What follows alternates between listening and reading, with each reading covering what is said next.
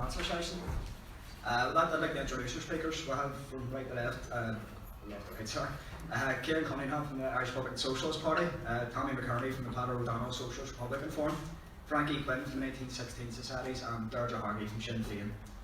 With that, I'd like to welcome our first speaker up. Kieran, you want to go?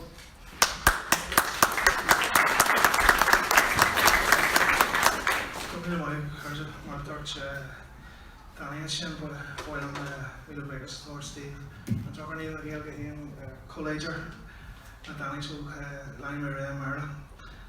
My name is Kieran and I'm on the organising committee of the IRSP Unity. I'll speak a bit about the IRSP Unity campaign just to start off with. The IRSP Unity campaign was founded after a meeting in Uri in May 2017.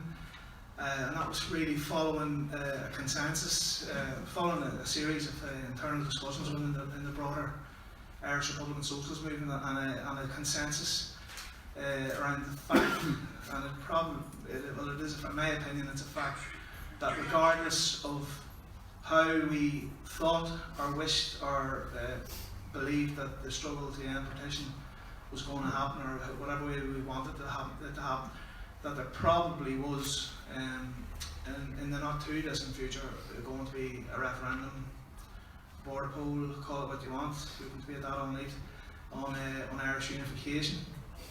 And with that realisation, that hard realisation, really came, we were forced to recognise also that there were inevitable ramifications for socialism in Ireland. Ramifications for socialists, when I say socialists, I mean socialists in the traditional sense of that term, Marxists, Communists, call it what you want. But also for Republicans, there were massive ramifications for Republicans in particular, and not least those Republicans who, like myself, did not come from or adhere to in its entirety to the Good Friday Agreement. And with that realisation, we'll spell out two of those ramifications. First of all, there was a realisation that should the likes of us, should the left, should the Republican left, or should the non-Good Friday Republican base abstain from what was, again I believe to be a certainty, should we abstain from the referendum process or from that border poll process, what we are potentially doing is handing the entire process over to the right, handing the process over to capitalism, handing the process over to the parties of middle class nationalism, and to those figures who in general wish the status quo as it exists today to continue, albeit in the 32 county format. Effectively, what we would be doing also is ensuring that in whatever type of United Ireland emerged from a border poll or a referendum, it would be as far removed from the Socialist Republic that we all, everyone in this room, grew up aspiring to, struggling for. If we were to abandon and leave the field open to the right and to capitalism, to the organisations who promote business, all Ireland business, and we already, there are ample examples of how such figures and how business lobby groups, how right-wing parties, how individuals who wish to maintain their status as it is now, there are already ample examples of how these people are jostling and positioning themselves for a United Ireland, and that make damn sure that United Ireland will be as far away from the Socialist Republic as those people could drag it. Needless to say, that type of United Ireland, a United Ireland that would exist more or less as a six-county extension of the Free State, a continuation of what we have now, we believe it would be a tragic beginning to United Ireland. It would be a demoralising beginning to United Ireland, and it would indeed be a betrayal of everything that has gone, the generations that have passed us, betrayal of all everybody who gave their lives for the Socialist Republic, and everybody who like sure many is in the room, get many years of jail time, and it's something which, needless to say, we believed that we needed to avoid. And so a consensus was reached that with all the questions, with all the doubts, with all the drawbacks, and we're under no illusions that there are plenty of them, we came to a conclusion that there was more to be gained than to be lost, and actively and proactively campaigning for a progressive vote in whatever such process came. We then had to investigate the topic of tactics. What's the best tactic? And what we really wanted to do was create the space wherein the left, socialism and principled republicanism could participate in such a referendum and be comfortable in not only expressing doubts about whether the right are trying to take a united Ireland, but demand that they could create a united Ireland and have confidence in creating the type of united Ireland that we all want, the Socialist Republic. As I say, that brought us on to the matter of tactics. Yes for Unity constituted itself, and we took ourselves off to various other nations to speak with various other likewise minded groups, left wing, separatist minded or nationally minded organisations in Scotland, Brittany, Euskadi out in Basque Country, and the Brège with the Bretons out in Brittany. And when we spoke with comrades out there and we explained where we were coming from, all of those organisations were desperately keen to impress upon us the value that they saw in taking the national quest and taking the issue of national independence out of the hands of, if you want to call it, the political, the ideological elites, people like us, and bringing it down to a street level. And the way that was done in those nations was through street mobilisations. Now, we don't have time tonight, there's plenty of comrades able to speak, but we have other different meetings, we have plenty of videos where we could go into the statistics of how in these countries proactive support for independence doubled, trebled and quadrupled through the simple tactic of bringing the issue of national independence down onto the street level. I'm going to put an issue here.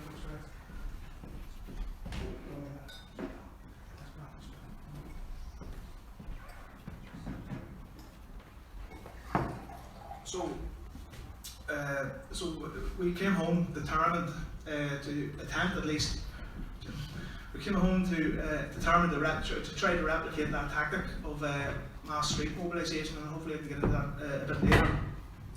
A second tactic that we brought home, and we've been very successful at, especially here in Belfast, was the tactic of door-to-door canvassing. And it's a very, very simple process where a handful of activists went door to door, and we done it successfully.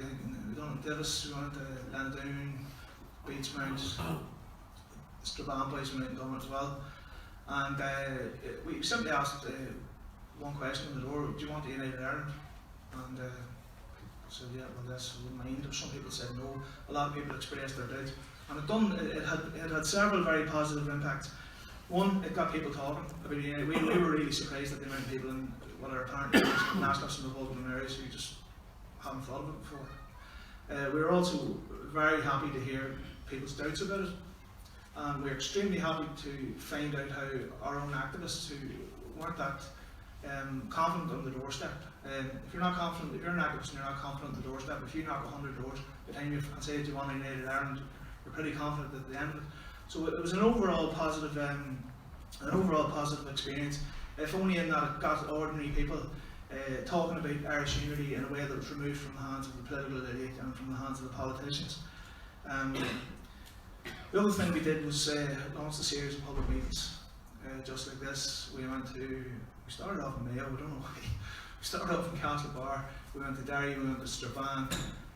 We had one here in Belfast, but that was mostly about the international model. We had one in Dublin, stranger than Mayo, we had one in Nantes in Brittany. We were asked to go, so we went. And really what we were trying to do in these public meetings, and it's what we're trying to do tonight, is we're trying to bring this debate to people who are sceptical. We're trying to bring it to the traditional left, and as I say, to Republicans who normally would not come from the demographic in which you expect to hear a referendum or a border vote to be promoted in. And in the course of those meetings, we noticed that three main doubts were expressed from the audience, and there were three genuine doubts. There were three well-meaning, ideologically based, principled doubts that we believe deserved answers. And that's why you'll see also tonight we're launching a very small document, Do You Want the United Ireland? And as Gabe Byrne used to say, there's one for everyone in the audience there. But we really wanted to address those doubts. And there were three main doubts. And I know there's others trying to get in, so I'll really get on to these questions, these three doubts. And the first doubt that was expressed to us was, what if you fail? What if the numbers just don't add up, or what if the Brits dirty Joe us, which is their way, let's face it. What happens then? You know, have we legitimised the Northern State? Have we legitimised the Orange State? You know, in a normal democracy, you have a referendum, you abide by the result. Well, our answer to that was quite simple. This isn't a normal democracy. We're under no illusions as to the origins of this state, and we don't believe we owe the state any courtesy. Seamus Costello, in his one of his best gifts to the Republican movement, suggested that you could take or leave the processes of the enemy if it suited you. You could take it or leave it. We refer to that as the doctrine of guerrilla politics, and you can read more about that in the booklet. In short, what this means is, if a referendum or a border poll doesn't work out, we're not bound by it. I don't consider myself bound by it. I won't be showing this state any courtesy. I don't believe I owe the state any courtesy. So should this fail, well, we can revisit it when it's successful, or we can go on and do something else. We reserve that right. It's the traditional revolutionary position, and it's a major caveat in the programme of Yes for Unity. We are not bound by the Good Friday Agreement. We don't recognise it insofar that we won't recognise a failure of any border poll or referendum. I'm sure we can all debate the merits of that point later, and we will. The second concern that came up, where many people were asking, surely this is just a sectarian head count, we tend to have less sympathy for that question, because the type of people who put that question forward normally are the type of people who, throughout the conflict, they don't need me to remind you, were the type of people who were generally more offended by Republican aspirations to end partition than by loyalist or British state aspirations to maintain it. In our experience, the people who asked the question, is this a mere sectarian headcount? They were not the type of people who were generally supportive of the United Ireland anyhow. And saying that, no, it's not a sectarian headcount. We're not seeking to measure anything in terms of sectarianism. The fact is, the time has come for the progressive population of the Orange State to break out of it, and that's what it is. We're talking about the progressive minded people having a say. The days when the regressive, the reactionary element had their say are over. They've had enough time. It's time that we had our say. So no, it isn't a sectarian headcount.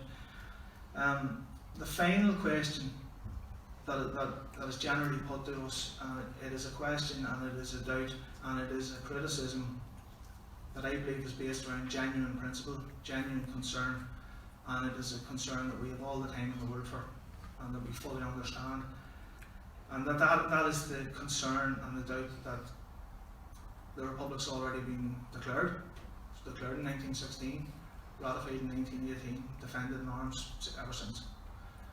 Why have another vote? We get that, we fully understand it, and we have all the time in the world for folk who would disagree with our strategy on that point of principle. The fact is, and this is another fact, history, demographics, and just the onward march of politics is coming to a point where it doesn't undermine that principle, it doesn't undermine the 1916 principle, the 1918 principle, but it may well overshadow it. A referendum is coming, a border poll is coming, and when it comes, it will take the form of the same form it took in Scotland. You're talking massive debates, waterfront hall style debates, full of school children debating the rights and wrongs of the United Ireland. And should we decide to abstain and stand away from it, it is our belief that we will remain, that we run the risk of becoming just utterly irrelevant in that debate. Again, I'm happy to be contradicted and proved wrong on that. But when we consider those questions And when we answered those questions, we found that we had as many legitimate questions to ask of our critics.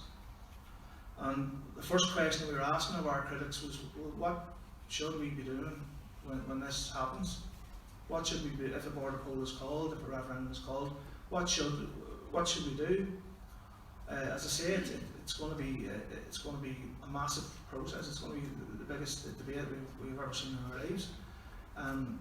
Should we decide, albeit for principled reasons, to stand aloof of the protest and point at thousands, tens, 20s of thousands of people who in this state are attempting to break out of it in the fashion that they see fit?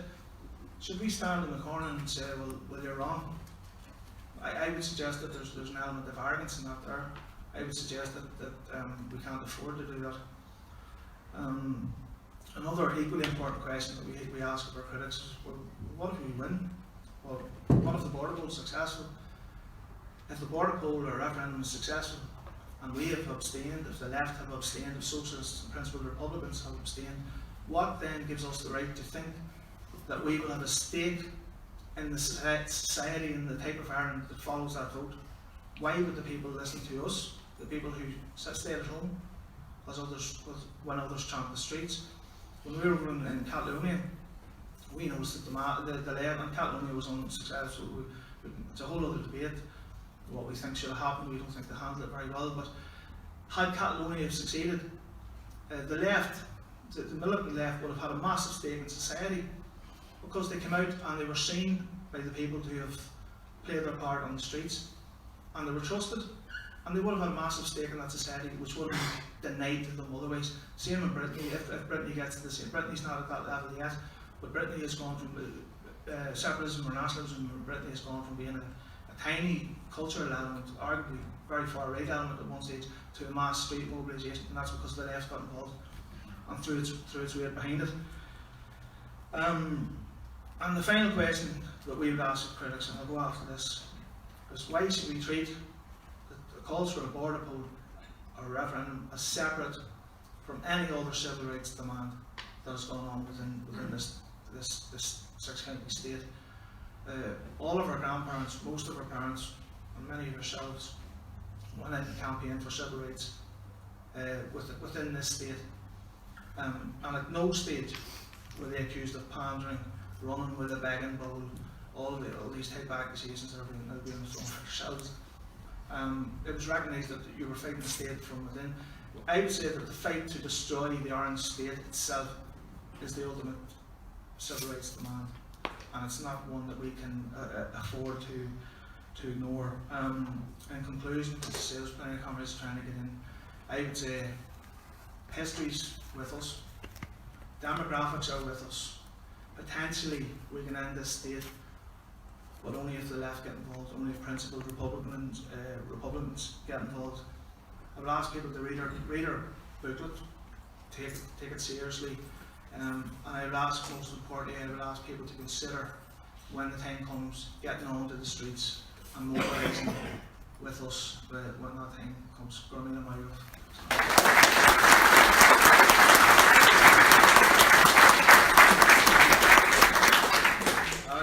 Next up, I'd like to welcome Tommy McCartney up to the stage.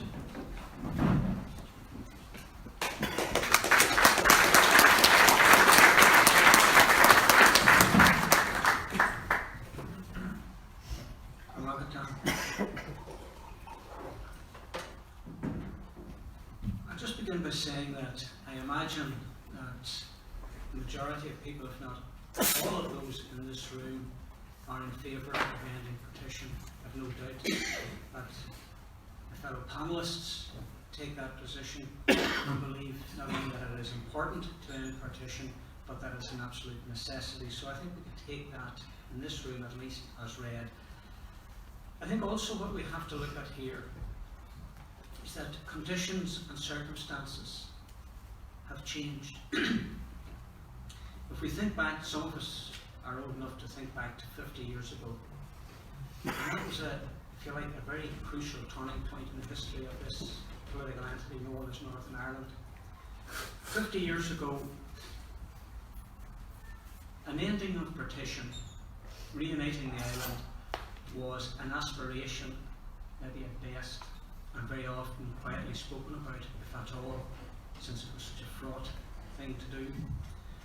Now, today, circumstances have changed, and the idea of ending partition is actually become an expectation that we can talk about openly and frankly. And people can talk about and promote this with enthusiasm and passion in a way that wasn't done 50 years ago. And there were reasons for that. There was a fear 50 years ago that existed, particularly among the non-unionist community in this city, in Belfast, and it was created, deliberately created,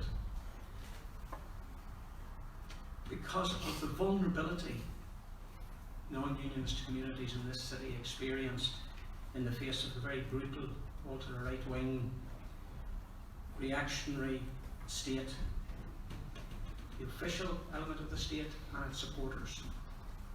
And let's be very honest about this. That fear prevented people expressing their desire. It had an impact on how we organised.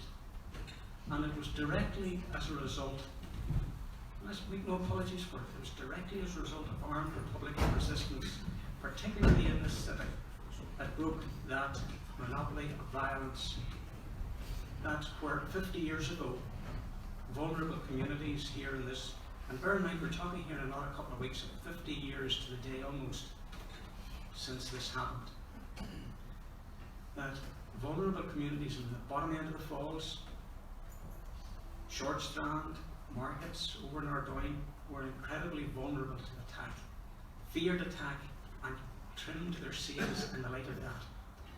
This has fundamentally changed as a result of that armed defence, where now there is a concern but not the same fear of pogrom, and that has changed fundamentally the balance of power.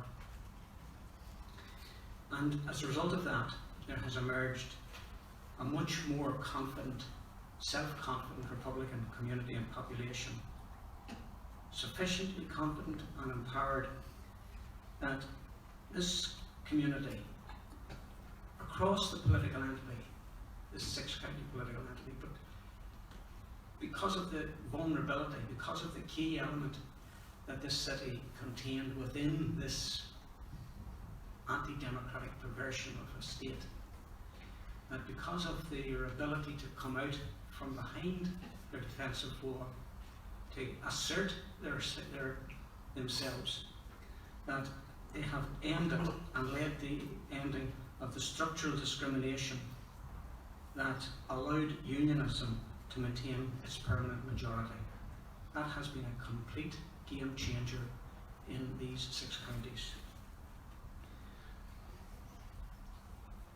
No longer is this state as secure behind its 2/3 unionist majority as it was up until 50 years ago. And whether unionism at the time realised it or not, 50 years ago probably meant the beginning of the end for the Orange domination. There's also something else in terms of changing circumstances. 50 years ago, Britain still was harbouring ambitions to be a global superpower. It was reluctantly coming to terms with the fact that its empire had disappeared, that it was no longer an entity on which the sun never set.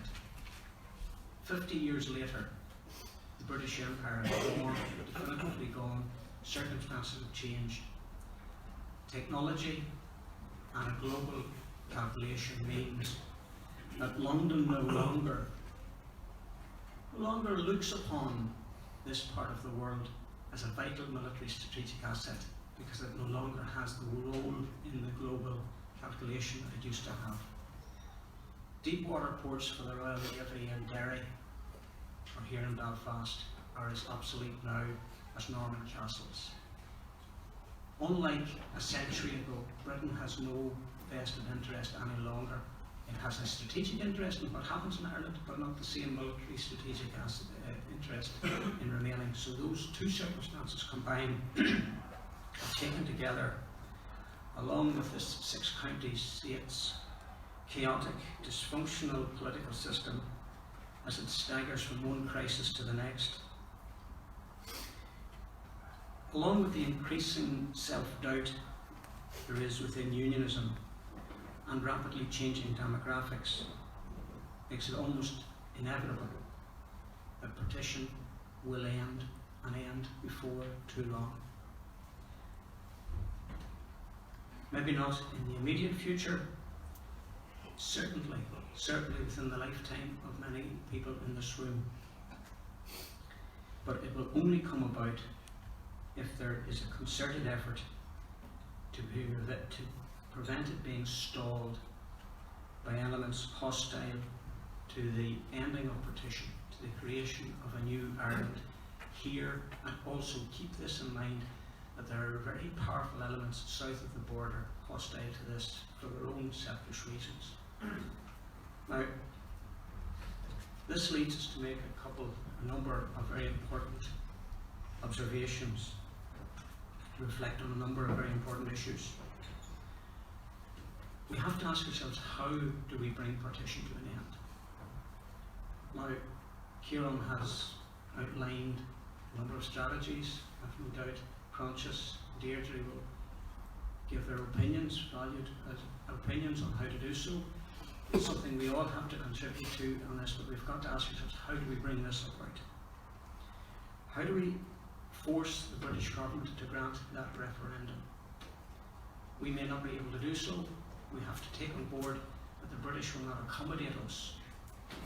Britain, if it does grant a referendum, and it can be forced at some stage to do so, but it will do so under circumstances that suits the Cabinet in London. It will not be doing it in terms of conditions that suit us here, so keep that in mind. We also have to ensure that any referendum is based on a democratic 50+1 scenario rather than some variant of that Seamus Mallon formula, a formula that would require the DUP to declare for an end to the British occupation of Ireland and call for support for the 1916 Republic as declared in Easter Monday 1916, which is, I think, facetious. It just strikes me, when we are talking about the Seamus Mallon situation, how on earth do we decide what is the unionist community? How do we even decide what actually is the Protestant community? Do we ask people going into a ballot box, are you a Prod or are you a T? Are you a unionist in favour of United Ireland? Can there be a greater oxymoron? Unionists for United Ireland? It's bizarre. But we've got to ensure that, because it suits some to prevent this happening, following those lines. But we've also got to work on putting a United Ireland in place and not just getting and winning a referendum. How we deal with this, how we discuss and debate it, will have a huge bearing on the outcome of this issue. We've got to ask ourselves, why do we want a United Ireland? What is a United Ireland, and is a United Ireland in itself sufficient? Are we doing it for sentimental reasons? It seems like something that we should do. Are we talking about bolting together two failed states? This spectacular perversion of a political entity that we have here, and the equally failing state south of the border. Are we talking about just bringing the two together to make two failed states? Are we talking about an independent republic?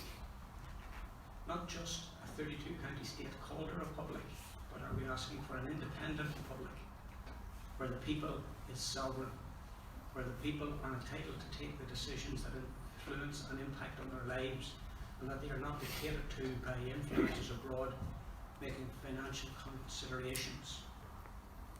Are we talking about a workers' republic? These are very important questions that we ask ourselves. Why do we want unity? And let me just say this. On occasion it strikes me that there's a small number of people who think that it would be a damn good idea because it would really piss off the Protestant neighbours, and that's just about the last worst idea that it possibly could be. But have we given sufficient thought then to what kind of a united state, and I'm talking about an all-Ireland Republic, that we envisage and that we want. Today there was a piece in the Irish Times emanated from a report produced by an IRSP committee on Irish Unity led by Mark Daly. It's worth thinking about these things. Mark Daly, not a guy, senator, Fianna Fáil senator, apparently comes with very good credentials if you think of Fianna Fáil. He's a speculator, business developer, relative direct descendant of Charlie Daly, shot dead by the staters in Trumbo. And in his report, Mike Nesbitt has talked about the possibility of a United Ireland, in which case Mike Nesbitt, as you know who I'm talking about, the former leader of the Ulster Unionist Party, Mike said he envisaged a situation where Northern Unionists would almost permanently and in perpetuity hold the balance of power in a 32-county Ireland. So we could be talking about an understanding between the DUP and the Blue Shirts, Fine Gael. Now, unless any of you can remember what it was like under Basil Brooke here in the 6 counties with his beef specials and other thugs, I can't think of much else that you could liken a state managed by the Blue Shirts with the DUP and under Basil Brooke and his thugs and beef specials, because it won't get any better, I can assure you. That is something we've got to be careful about, we've got to think about, because in some ways we've got to be careful about what we wish for, that we don't end up in that situation. South of the border, for all the talk and all the spin that you hear about this revitalised economy recovering from the bailout, we've got to look at what's happening south of the border too, and do not be misled about the quality of that state. There is a ghastly housing crisis.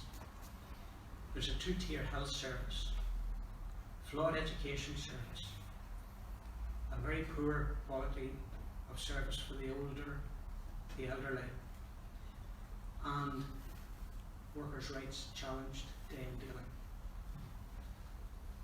Much of which is determined by those that rule the state. There's a, if you like, there's a toxic coalition between Fine Gael and Fianna Fáil. Sputum differ either, who is to say, there's a little difference between them. Bound by the regulations, and this is something I know there will be questions about, and we're not all in agreement of what to do with the European Union, but it's something that has to be considered in terms of a new republic, because the European Union, we can't afford to swap or exchange one empire for another. Many of those problems I'm identifying, housing, health, education, is down to the fact that the economy in the Republic of Ireland is commercialised. Commercialised directly as a result of the bailout, where we were forced to repay gambling debts by Irish bankers in cahoots with continental bankers, which has meant we cannot, according to the rules of their competition, we can't build houses, state-built public housing, we can't have a National Health Service, we're constricted by what we have in education, and privatisation is seeping right across every aspect of that state: public transport, dental treatment, primary school education. Tonight there's going to be a programme on RTE about a creche, a series of creches in Dublin, privatised creches, where there's brutality, inhumane delivered to the most innocent among us, children, because of privatisation in childcare, because of economic circumstances. And it's perfectly right, young women, young mothers get out to work because we need their skills, we need their intelligence, we need their contribution. They should be employed at the highest level and at every level, but we've got to give them the support to do so, and we've got to allow them to do so without fearing that their youngsters will be mistreated. That can only come by guaranteed treatment that will be provided by state care. So this is what we're talking about south of the border. Don't have any illusions about what we're faced with. So if we're to talk about that new state, the new republic, we cannot talk about bolting the old two together, two failed states. We've got to look for something different and something better. This is the only way we can convince two key sectors to campaign on one hand for a new republic, then partition, to accept it. We have an onus to engage with our unionist neighbours, make no mistake about it. We want our unionist neighbours, those people that are currently within the unionist community, we want them to remain, we need them to remain, we need their genius, we need their history, we need their tradition, the best elements of it. We don't envisage expulsion or worse, but to do so we've got to take on board their fears. The same report that Nick Nesbitt contributed to identified several unionist fears. Some talked of loss of identity and a place for unionism, triumphalism by republicanism, retribution of farmer, police and UDR. Land might be taken off unionist farmers, a return to violence. I don't know what they mean by the European Union, whether they're in favour of it or not. Health, welfare and the economy. Now, you may well dismiss many of those fears. You may think that they're fantasy, but we've got to take on board that the unionist community have genuine fears, if only to the fact that they have no experience for the most part of what life even in south of the border is like. In many cases it's a very enclosed community. We've got to take that on board, because if we can at all, we've got to win these people over. We can't, let's keep in mind, we can't expect the unionist, for the most part, the unionist community, we can't expect them to buy into some form of cultural nationalism. There's no point telling them that we teach them to do Cayley dancing and give them free tickets to Ireland hurling finals and Flacula. That's not. We've got to tell them that the republic we're building is acceptable. And we're talking about addressing the housing problem, employment, workers' rights, the National Health Service, education, those issues, solid issues. We're not talking about economism, we've got to guarantee it. And overall, we've got to convince people that a new republic will be a marked improvement on what exists on either side of this border at the present. And we've got to do that by creating these conditions now rather than later. And I'm going to bring this to an end quite shortly here. We cannot wait until the referendum comes to decide on this. Now, I'm going to quote a source here that you might find a little bit surprising. An article last month in the Anti-Town News, sorry, you might find it surprising for me to quote it. Jerry Adams mentioned the need to plan from before the referendum will be held rather than afterwards, and he made a number of points, but including the need for consultation to ask about what kind of United Ireland we want, and the need for a process of dialogue.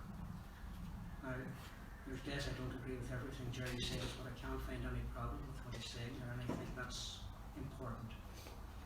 But when we're talking about laying the groundwork, we have to start to lay the groundwork now. We have to work for the referendum, we've got to build for a referendum, we've got to build for success in that. But we've also got to put in place the structures that will guarantee what emerges thereafter. We've got to encourage, as a movement, and I'm talking the widest movement of led socialist Republicans that are represented by various shades of opinion in this room, to work on those issues as well as campaigning for an end to partition. Echoing what the South African Communist Party said many years ago, socialism is the future, it said, so we've got to start building socialism today. We have got to start working, force our communities, force the trade union movement, force the political activists to demand state-funded housing, north and south, that we have an all-Ireland National Health Service, free at the point of entry to all that come, that we have adequate childcare, that we have a welfare system that is meeting with what used to be described as the social wage, that is available to all rather than privileged few, to outline in practical terms what the new republic will mean. so that we can hope to win favour for the United Ireland, to win the referendum, and to win the peace thereafter, that we do not hand it over to the nightmare scenario of a DUP blue shirt coalition, bringing us back to where we were when James Craig and John Nixon. Now, I don't know. You know what I'm talking about? Yeah, it's not the old, your mate from Armagh, it's a different John Nixon. When they first launched their havoc on this city 100 years ago. So, Brilliant.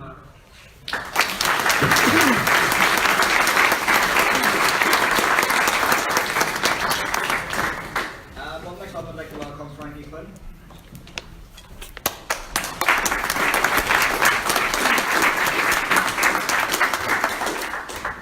I'm Milan Sasta, branch of new Counts Free and Irish Unity. First and foremost, as Tommy said, I think we all agree that the Irish Unity, that we all agree here that we should set about achieving it. And there's different strategic approaches to that. The Yes for Unity campaign is one of them. The 1916 Society's approach to the 32 county referendum in Irish Unity. I'll just outline our position slightly on it. The 1916 Societies are an Irish separatist movement. We believe that the Irish Republic should be a sovereign, independent, socialist republic. The 1916 Societies are committed to fostering and promoting Irish unity as set out in the 1916 Proclamation.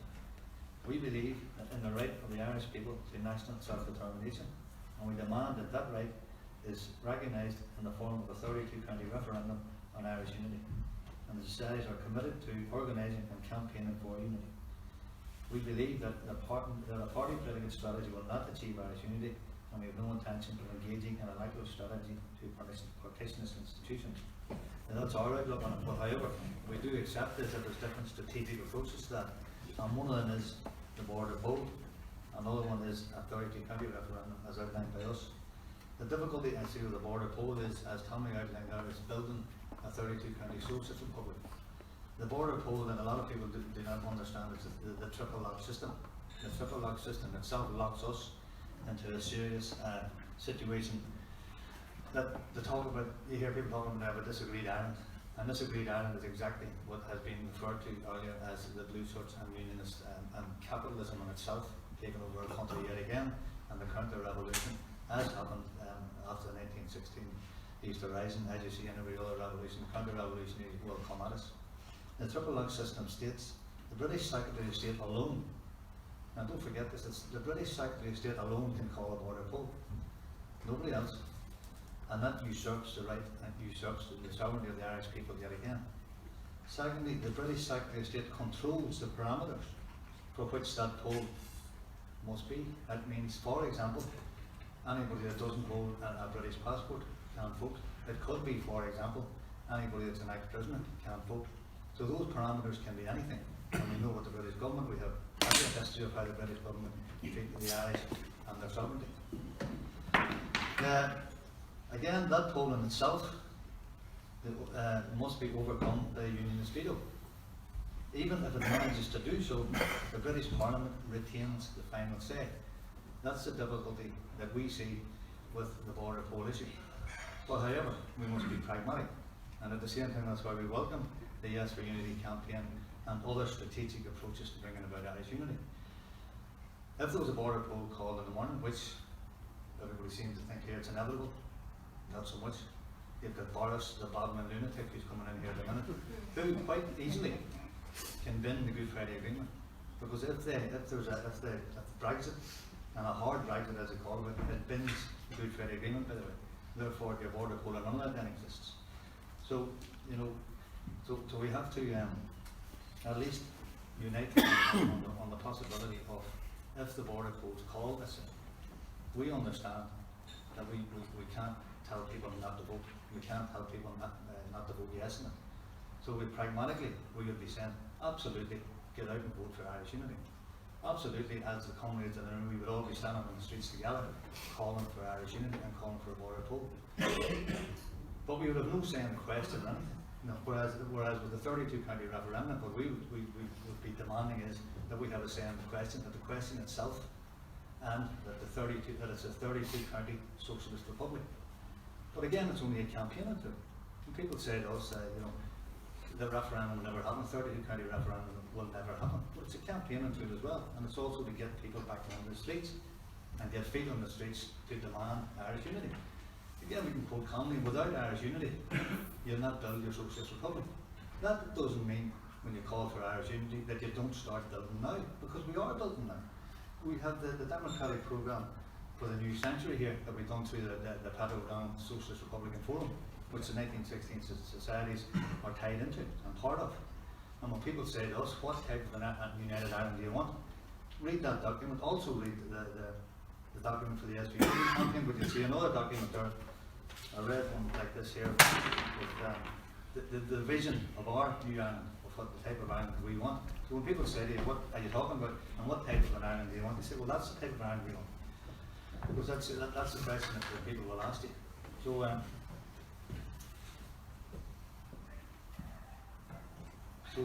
what I would say is to get it back to the room. I'd be interested in hearing people's views. So I'm not going to stand here waffling on about it. Everybody has given their position on it. That's our position on it, and the position's clear. But encourage questions and get the debate started and see what you think yourselves. And I'll go and about it.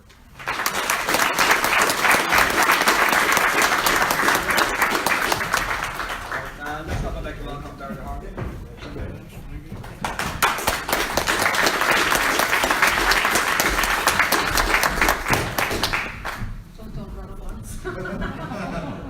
No, thanks very much firstly, and thank you to the organisers for having this discussion tonight, and for inviting us to come along. And I think discussions like this are critical, they're important, and it's how these discussions then translate into action in the time ahead. Obviously, I'm Deirdre Hargay, as you said. I come from the market area in South Belfast, an inner city working class community.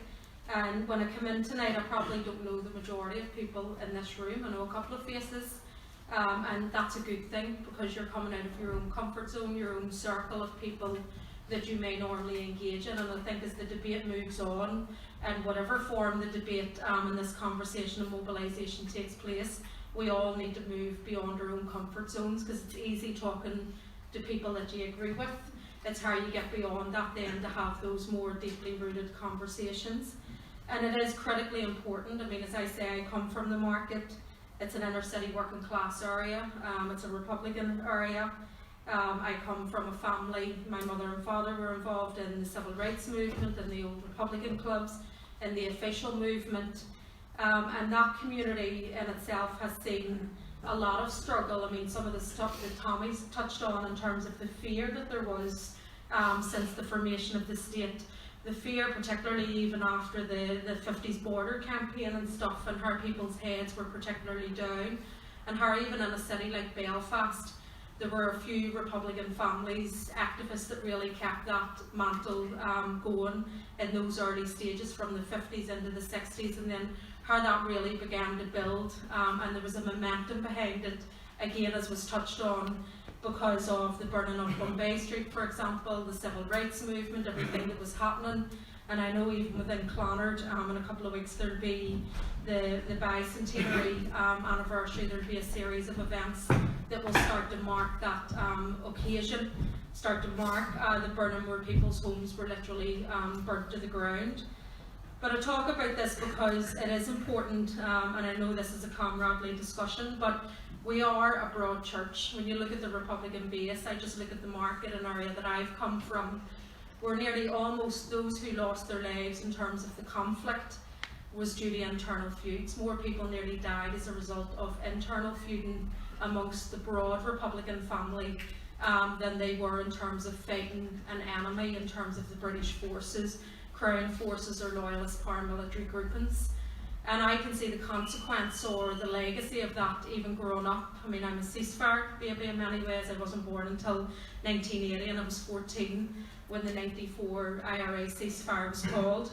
But I can see the impact of those feuds on the next generation of young people that are coming up as well. I can see the impact on that in an area like the market in terms of trying to build cohesion.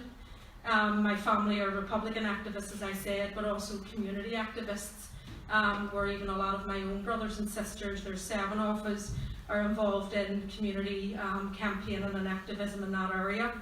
And it's harder because you're trying to deal with some of the divisions, some of the disagreements, you're trying to build cohesion, and that's something, I suppose, in a room like this and outside of this, that's what we're trying to do as Republican activists who wear varying hats and who obviously have a history or a memory of that legacy as well. But you also have younger people that maybe weren't born during that period also, and who may have a different perspective, and I do think discussions like this are critical in terms of having them within the broad Republican family, but of course how that family has them then with the rest of society right across Ireland itself. So I do welcome this discussion, I welcome the booklet, I think it's a really good initiative, and I wish you well in the time ahead in terms of that engagement. And of course, when you look at it, I mean, self-determination, the right to choose your own political destiny, the ending of partition is enshrined within international law. When you look at the UN Convention in terms of rights, it's enshrined as an actual right for people in terms of self-determination. And we know that here in Ireland, here in Belfast, that we have a history of struggle in terms of trying to progress that idea of self-determination, of independence, of breaking that link with Britain, and that has been done through armed struggle, and it's also been done through political struggle as well. And I think it's important that we keep that memory, that we keep that tradition and the history of where we've all come from close to our hearts. But we are a broad church as well, and I often remember even my mummy saying that, you know, this idea of the 2 states when they were formed, it was 2 ultra-conservative states, the Catholic Church and the Irish 26 county government, and then you had the Orange state in the north of Ireland as well. And I do think discussions like this in terms of the type of Ireland, I grew up in a socialist left family where James Connolly was very much taught. But I know from talking to Republicans, you know, they used to say prayers before you went to Bodenstown. There was that influence in terms of religion when you would say that Republicanism is about creating a secular society, and I do think those types of conversations and debates need to happen. And it's not about screaming in people's faces, but it is understanding that maybe some people come from a tradition, from a history, and we do need to understand that, not just within the Unionist family, but within our own family as well, and those healthy and engaging debates need to happen. And of course, when you look at partition, when you look at the history of struggle here, we've obviously been influenced by the French and American revolutions, where key to those and the principles was around justice, liberty and freedom. And as I touched on, the principle of self-determination is within the UN Charter. A unity referendum, as was touched for, was provided within the Good Friday Agreement.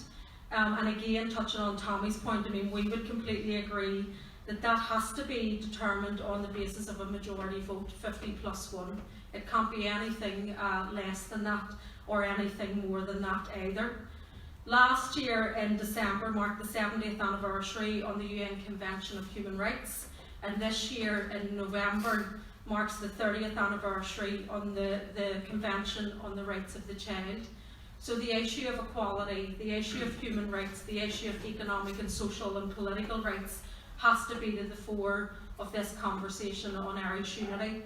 What is the type of society that we want to live in? If it's a secular society, that separation of church and state, the ending of the Orange state, these are conversations that need to happen, and again they are happening in terms of the unity referendums in the south, the campaigns that have been happening here within the 6 counties around issues such as marriage equality, access for women in terms of healthcare and abortion rights, and of course issues around Irish language rights and to name but other. But those types of social issues around, because I do agree it's not about hoisting the flag tomorrow and everything will be rosy. It's not about joining the 26 with the 6, because there is a legacy and a history from partition that they were 2 rotten states. And I often remember my daddy, who's dead, actually saying you nearly need a revolution in the south before the north, because you really do need to change that mentality. And in some ways, part of this dialogue and discussion is breaking down the partitionism within our own heads. Do you know, are many of us here in the 6 counties, in the cities, do we have a real clear understanding of the mentality or the mindset of people who live in the 26 counties and vice versa? So are we even partitionist in our own heads? Do we engage with the media outlets? Are we watching it? Are we looking at other forums? Are we linking with communities and with other sections of society across the island? And if not, then there are issues there that we need to be doing, but as individuals we can start to do now without a kind of programme of work or proposal being made. One of our issues, obviously, and we have called on it, is this idea of green paper, white paper, call it what you will, but the 26 county government, the Irish government, do have a responsibility in terms of establishing an Oireachtas committee to bring forward the case for unity. To actually put down on paper as the government in terms of the mechanisms and the proposals that they want to bring forward. And again, we have further called on a dedicated Minister of State that would be appointed to oversee and to ensure, and there was a similar process that was put in place when I talked about the 2 referendums recently, which happened in the south of Ireland. And again, I think it was Tommy touched on this in terms of the mentality. I mean, it was an ultra-conservative state after partition in the south. We know the history in terms of capitalism, in terms of speculation, in terms of, I suppose, a reduction in human rights that we see there. But there is a growing case for reunification, whether that's being propelled by Brexit, whether it's being propelled by other external or internal forces. When you look at the most recent exit poll after the elections in the 26 counties, 77% of those who were voting were in favour of Irish unity. And I do agree that we need to tap that momentum now, we need to build that momentum, we need to drive it forward. And of course we need to put front and centre the type of Ireland that we want to live in, what is it that we're aspiring for, and how do we broaden that conversation.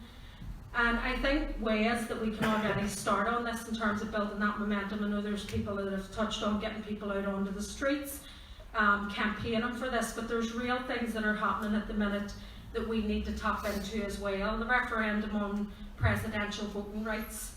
We can have a debate another day as to whether there should be a President of Ireland, whether there shouldn't, in terms of the makeup of a future government or not. But there is a case and there's a momentum building around the voting rights for citizens that live here in the 6 counties and also for the diaspora that live beyond our shores.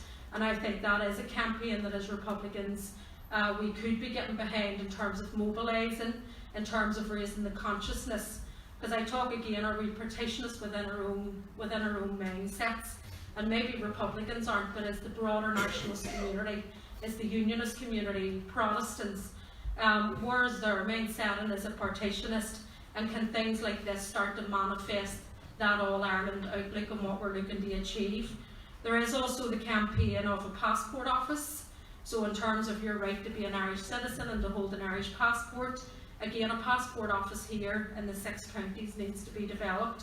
And again there's been an active campaign by Niall O'Donoghue, but by other people as well across the political spectrum and even within communities across the 6 counties to say that that should happen. Even within the GAA family there have been petitions and other things to demand that that happens.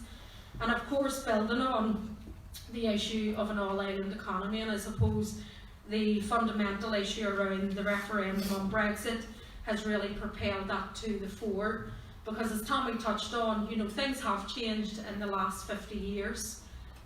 We do have, again, there has been an all-island economy developing, whether you're looking at tourism, whether you're looking at agriculture, in some ways healthcare, when you're looking at our health service and some of the cancer and heart surgeries that are done right across the island. How do we develop that as we're going forward? For me, I mean, all of this work needs to be done at a national level, but importantly it also needs to be done at a local level as well. And for myself, obviously I'm a councillor within Belfast City Council. How do I even use that institution, or how do you use the GAA or the trade union movement to ensure that you're starting to take an all-Ireland view in the work that you're doing? How do you get traction? How do you change the culture and the mindset within any sphere of work that you're working in to ensure that we're advancing an all-Ireland agenda, but also the type of Ireland, a socialist republic that we're trying to achieve as well? And so we don't need to wait on these documents, on any of the documents, the Sinn Féin documents, any document. We could be doing this now within our own spheres and within our own arenas as well. Because I do agree, it can't be down to one party, it can't be down to one movement in terms of advancing on this issue, and importantly on winning a unity referendum. It has to be a broad-based approach, and that does include Protestants. I would nearly say Protestants. I know it was talked about earlier in terms of unionism. We need to engage, and by definition a unionist, you would imagine, would oppose or vote against unification. But not every Protestant is a unionist, not every unionist is a Protestant, and I think so there's no homogenous groups in a sense, and we need to get below those and start to engage people who want a difference.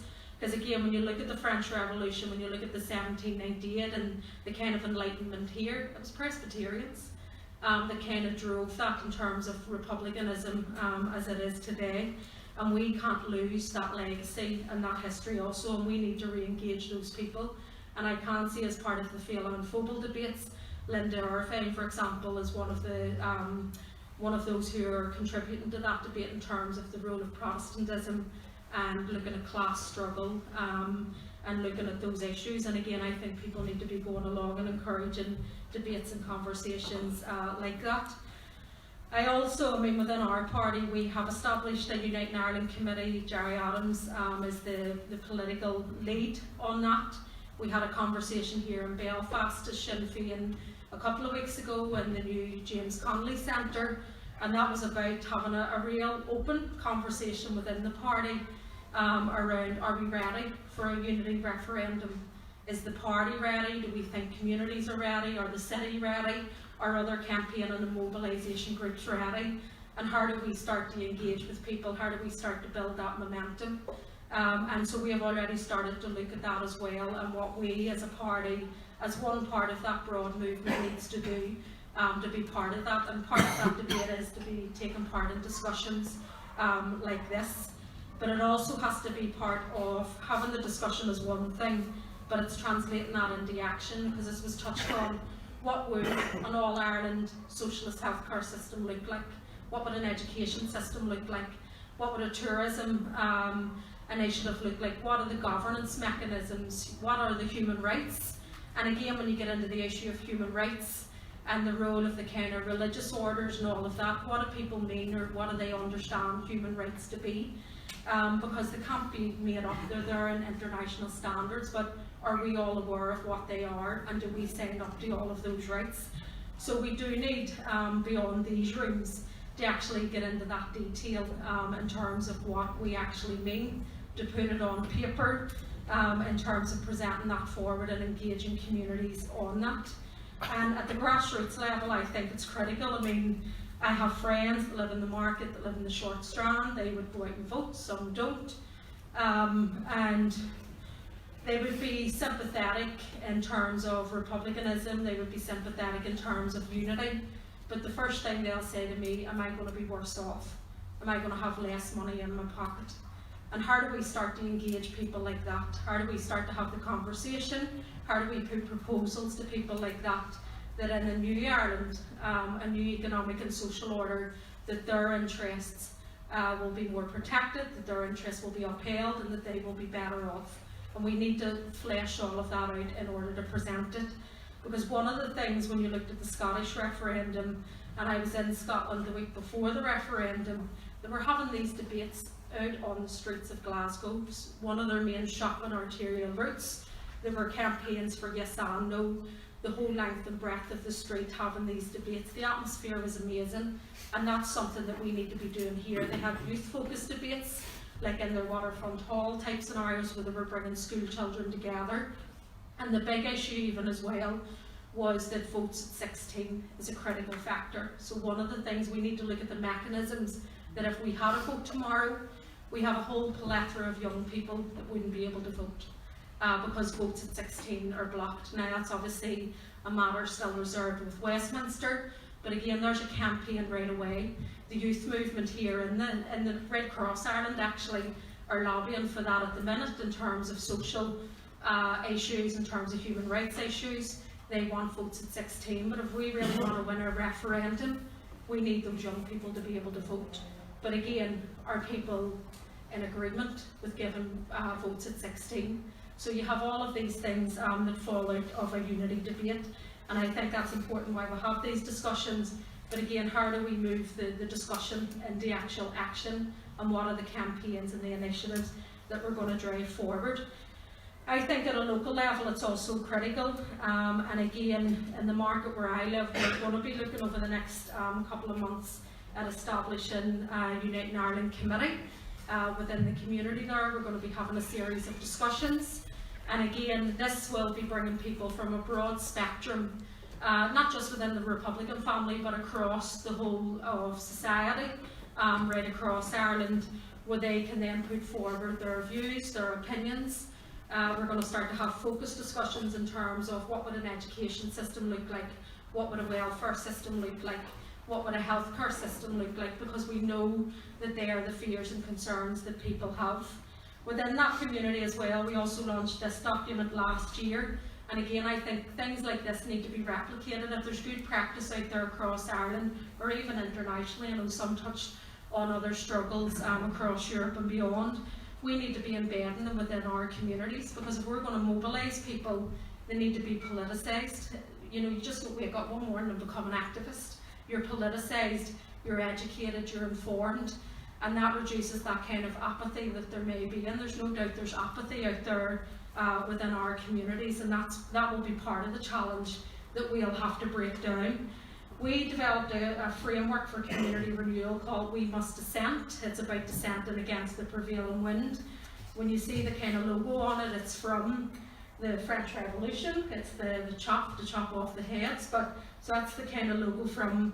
But on the front of it, this is looking at community renewal within the market. So this is looking at issues which would be lifted within a referendum debate. So looking at health inequality, looking at educational standards, looking at our physical development, looking at issues of housing. There's not enough housing to house the families that live there. And we have come up with this programme of community renewal using human rights indicators. So we're saying that we want to adopt a human rights approach, a left approach, and we came together with this document. On the front of this document then, it's a protest outside the Belfast High Court, and that's where the community took a judicial review against, I know again, Tommy touched on, I suppose, the economic system in the south, the whole issue of banking, the economic crisis back in 2008, and one of the biggest scandals in the south, but it also had an impact here in the 6 counties, was NAMA, was the use of land, and how that land was then portioned up amongst venture capitalists. And one of those pieces of land was in the market area in South Belfast, where the community are developing a community regeneration project, the old tunnels in the market, where we want to turn it into a health zone. We want to have a community cafe, which would be a workers' cooperative. We want to develop an education suite. And the developer there who got the land cut down as part of that NAMA deal. And if you remember that NAMA deal, that portfolio, where Mick Wallace, a TD in the Oireachtas in the south, was saying that a northern politician, a unionist politician, was going to benefit of £7 million for fixing up that real estate deal, where over £2 billion of real estate here in the 6 counties was sold off to an American banking company. The end result of that is one of those developers wants to build a huge 14-storey office block in the market beside 2-storey houses. At a community level, we got people together. We ran education programs because we knew to break down the apathy and to inform people that we needed to educate them. We brought in Trademark, which are based in Northumberland Street. They're part of the trade union movement, and they done a political economy course. We also had Frank Connolly, who done the politics of the media course, and we started a campaign of Homes Now, Sunshine Not Skyscrapers. And we fought that campaign on a number of fronts. On the street, we blocked the roads, we wouldn't allow traffic into the area to highlight the issue.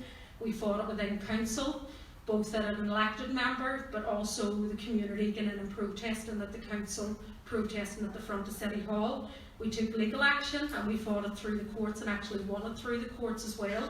So all of this, I mean, and I suppose why I'm raising this, because this is relevant to the type of society that we want to live in. I come from a working class community. There's class inequality, and when you look at the issue of workers' rights and the type of Ireland that we want to live in, it has to be at the grassroots as well. It has to be a bottom-up approach. It has to be an approach of encouraging our communities to be activists, to be political activists, and actually to want to really affect change. And this document sits with all of these other documents that are here. You'll find that it's to the left, it's socialist politics, and it's just through community activism. And I think these are initiatives that we need to be replicating right across Belfast, but indeed right across Ireland as well. So I'll just conclude just by saying conversations. We need to go beyond our own comfort zones. We need to be having these conversations out in our communities, within our own families, within our own friendship groups, and also obviously nationally and internationally as well, in terms of gaining that support from other struggles. We need to build the momentum. So it's okay coming here and talking, but if we're going to do this all the time, we're not going to get anywhere, and people just get apathetic and fed up. So how do we turn these debates actually into action? And that's harder. I mean, it's not as easy as it sounds, because what does a healthcare system look like? You know, I'm not an economist, and so you need to go and get that those people who are, and you need to test all of these things out when you're going out to really sell that to people. And also that we do need to build that movement for change, and we need to have cohesion. So we may have disagreements, there may be a legacy of disagreements in this room that's even from when beyond I was born. But if we want to do this, we need to build a broad-based movement of cohesion, and that means that you're going to work with people that maybe always doesn't sit comfortably, and that's not just within the Republican family. You'll see that in the trade union movement, you'll see it in the Irish language movement, you'll see it in any movement that is developed, but we do need to try and build that cohesion and that sense of a common purpose. And we also need to be strategic in terms of targeting women. I mean, I'm conscious we need more women in rooms like this, and we need to find a way of facilitating that. And it's not just this room, I mean, that's society as a whole, but women make up over 50% of the population, and they need to be at the heart of these conversations. Young people as well, we need to be reaching out to young people, and definitely that idea of votes at 16 has to be one of the key campaigns, because if we want to win that referendum, we need those young people out voting for change and voting for unity. And of course, again, working class, that idea of class struggle, that idea of Catholic, Protestant and dissenter, and we need to think of initiatives like this that starts to bring people together, because as I said, not every Protestant is a unionist. They may be open to other ideas. Class and you know, the kind of money in their pockets, the type of society that they want to live in may be more important. And you're already starting to see that play out when you look at the issue of Brexit, when you look at the issue of rights in terms of LGBT rights, in terms of women's rights, that it's not just unionists on one side and nationalists and Republicans on the other. People are moving, and we need to tap into that as well. So, Gormila Mayerba, thank you.